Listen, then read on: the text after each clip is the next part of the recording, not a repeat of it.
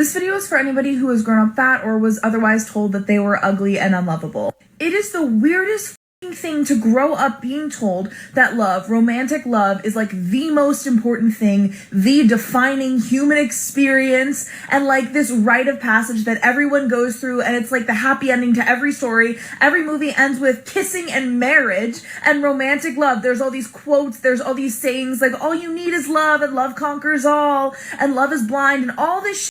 And then at the same time, to be hearing all of that, internalizing all of that, especially as a woman, and then to be told that that's not available to you, you are too ugly, you can't have it. Silence, you fool! That's not true. There's many men out there that will couple with this woman. You guys watching, you may think, oh no, I don't find this woman attractive, but there are guys out there that do. If she goes on Tinder or Hinge, there will be guys that match with her. Now, I'm not saying these are gonna be Chads and Tyrones. Silly. But there will be a guy out there that will want to talk to her and date her. But will she want to be with that guy? That's the problem. The defining human experience is not for you.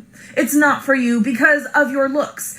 Maybe because of something you can't even control. Maybe because of your race or your facial features or something about you, your disability, like something that is just a part of you that you were born with. And maybe it's something that you're told you can't control, like me with being fat and told that it was my fault that I didn't deserve the defining human experience and I didn't deserve love because I should be fixing the problem that I was assumed to have caused. Let me say this from the top. The amount of people who are overweight because of medical conditions that are out of their control is extremely low. The vast majority of people who are overweight are in that situation because of their own choices. Now, you cannot force other people to find you attractive. The Chads and Tyrones that you want don't want you. If this was a guy complaining, girls don't want me because I'm overweight and they're saying it's my fault and blah, blah, blah,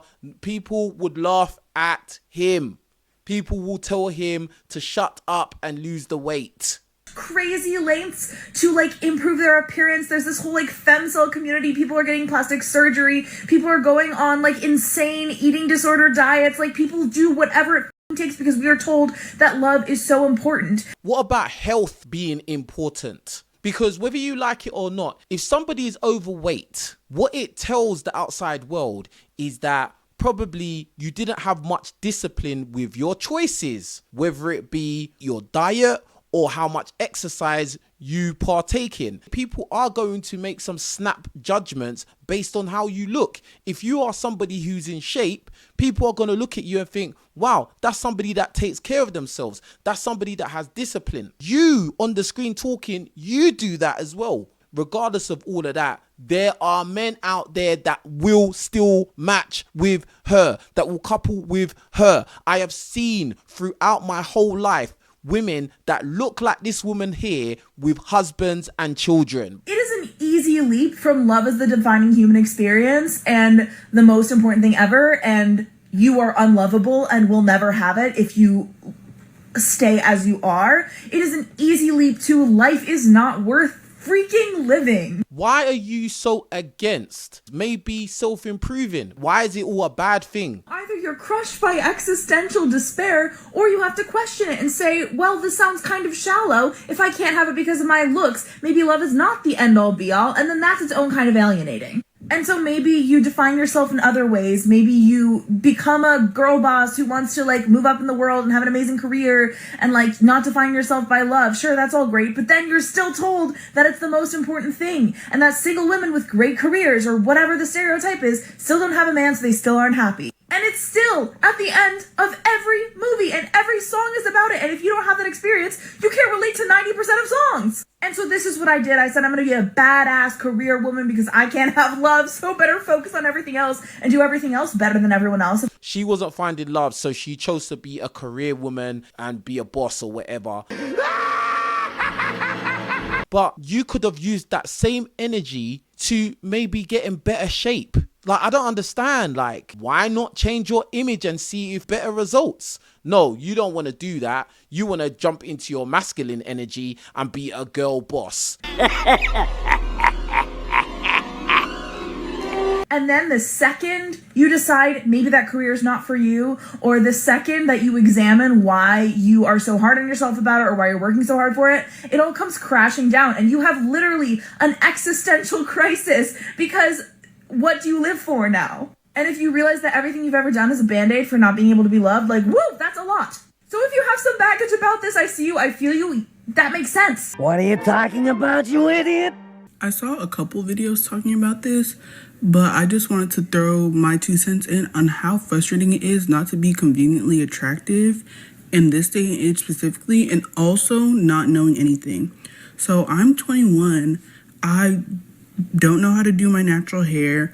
I don't know how to do makeup. I don't know how to dress. And it's not that I don't want to do these things. I want to, but no one realizes how hard it is, especially like when you ask for help and people are just like, well, do what makes you happy, wear what you want to be happy. But the point is, I want to be happy wearing new things and not look like a fool. I want to wear makeup but not look like a clown. I want to do my hair, but I don't want it to look bad, you know? And when you ask for guidance and stuff like that, it's just so hard.